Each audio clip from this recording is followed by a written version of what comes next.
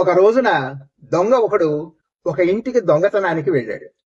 ఇంటి ముందు కాపలా కుక్క ఒకటి ఉంది. దొంగను నిశ్శబ్దంగా చూస్తూ కూర్చుంది.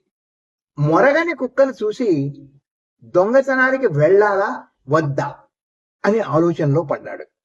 ఇంటి లోపలికి వెళ్ళాక కుక్క అరిస్తే ఏం చెయ్యాలి? ఇప్పుడే అరిస్తే వేరే ఇంటికి దొంగతనానికి వెళ్ళొచ్చు అని అనుకుని తను తెచ్చిన రొట్టె ముక్కను కుక్కకు విసిరేశాడు. అంతే, వెంటనే కుక్క భౌ భౌ అంటూ వెంటపడింది.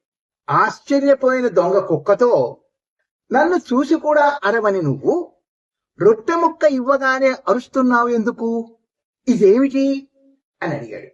నువ్వు ఊరికే ఉన్నప్పుడు ఇంటి బంధువో తెలిసిన వాడివి అయి ఉంటావేమో అని అనుకున్నాను. కానీ ఎప్పుడైతే నువ్వు ఉచితంగా రొట్టె ముక్క విసిరావో అప్పుడే నాకు అర్థమైంది నువ్వు దొంగవని అని బదులిచ్చింది కుక్క. ఆలోచించాల్సిన విషయమే కదా ఇది. ఉచితం అనగానే ఆలోచన మరిచి ఎగబడుతున్నారు జనాలు. ఉచితంగా రొట్టె ఇచ్చాడంటే అందులో ఎంత అర్థం ఉందో గ్రహించగలిగింది కుక్క. కానీ ప్రజాస్వామ్యంలో మనమే ఉచితంగా తాయిలాలు ఎందుకు ఇస్తున్నారో అర్థం చేసుకోలేకపోతున్నాం.